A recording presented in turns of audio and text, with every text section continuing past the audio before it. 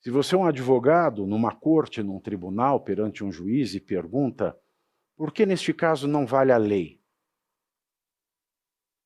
Se você está na grande imprensa,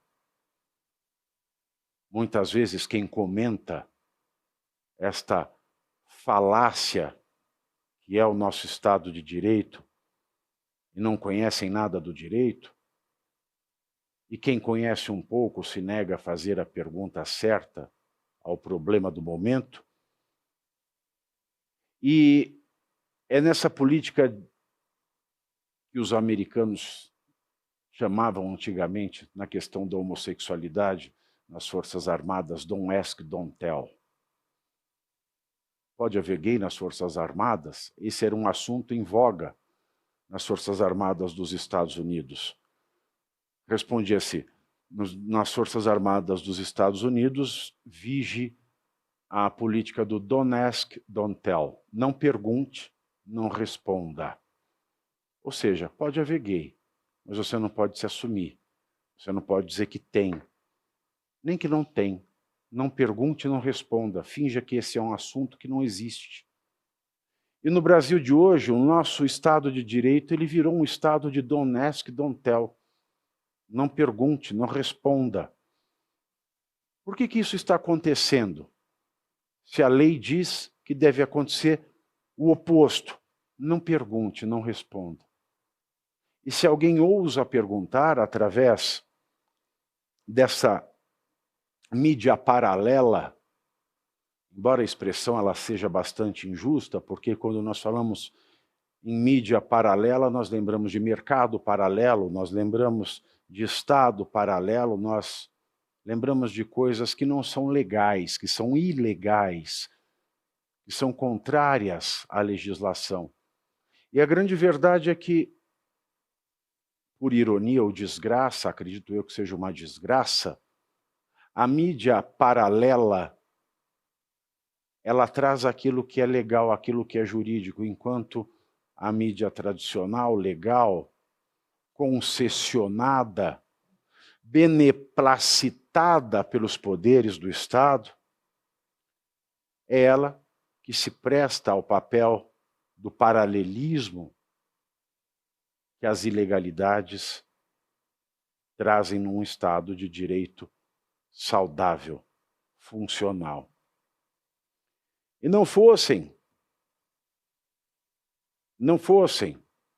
jornalistas, comentaristas, profissionais, experts, que compartilham com o público, através da mídia paralela nas redes sociais cada vez mais ameaçadas pela sanha autoritária de autoridades constitucionalmente legítimas, mas cartorialmente instituídas,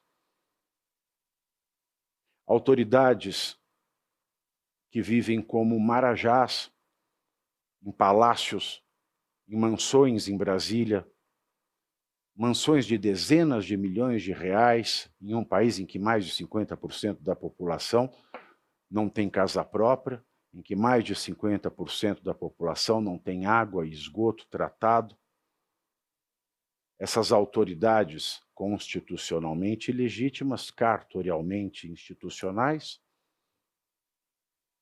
usam palavras esvaziadas, tal como os produtores de conteúdo que fazem e vendem o vazio nas redes sociais, em nome da defesa de uma democracia que não há, e em nome de um Estado de direito que não há, promovem barbaridades e não se deixam confrontar, porque na mídia tradicional e nos tribunais vige o don't ask, don't tell. Não pergunte, não responda. Enquanto nós, da mídia paralela, que faz o papel da imprensa verdadeira, enlouquecemos cada dia mais.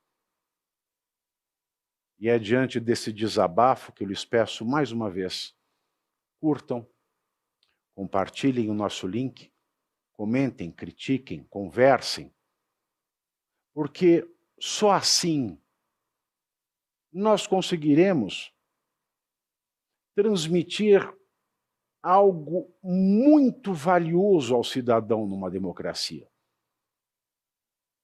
Porque o cidadão de uma democracia não é um cidadão cheio de direitos, apenas. É um cidadão que tem direitos que correspondem a deveres.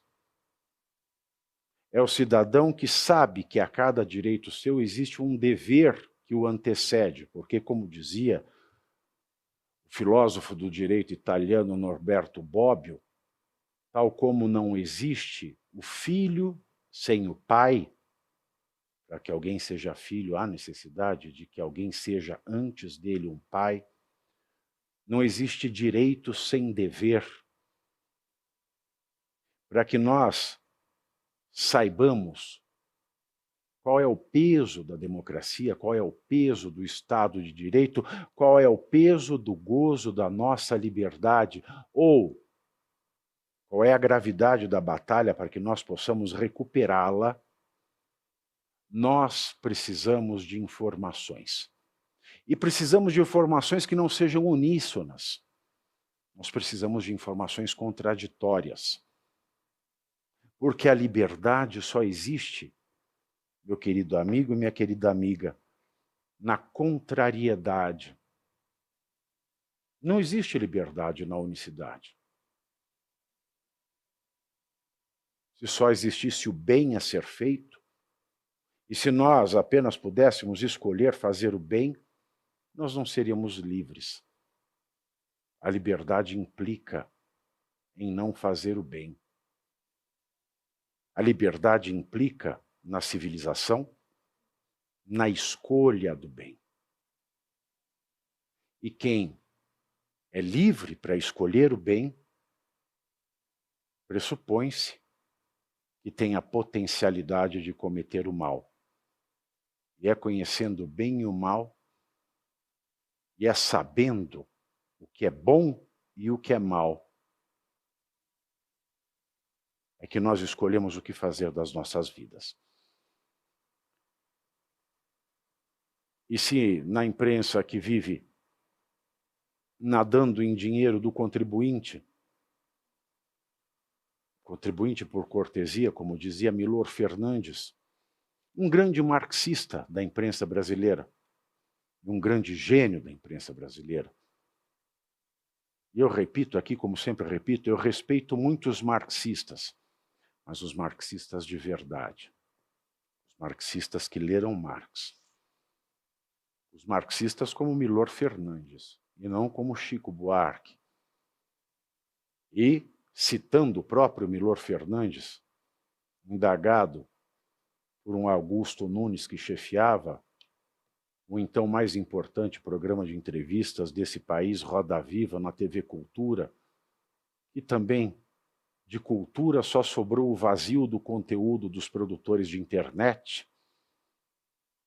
Milor, por que é que você brigou com Chico Buarque? Milor responde, eu não briguei com Chico Buarque.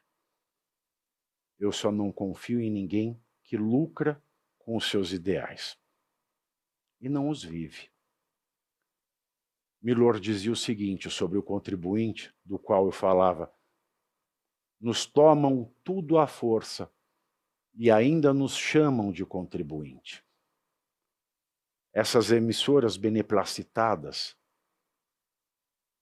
que recebem, como recebiam os nobres de monarquias pouco humanitárias, longe de qualquer espírito democrático, monarquias que concediam terras e títulos e poderes a certos humanos sobre outros, essa imprensa aristocrática, essa imprensa nobiliárquica, recheada, regada com o dinheiro tomado à força de nós, brasileiros e brasileiras, que chamam de contribuinte, não cumprem o seu papel.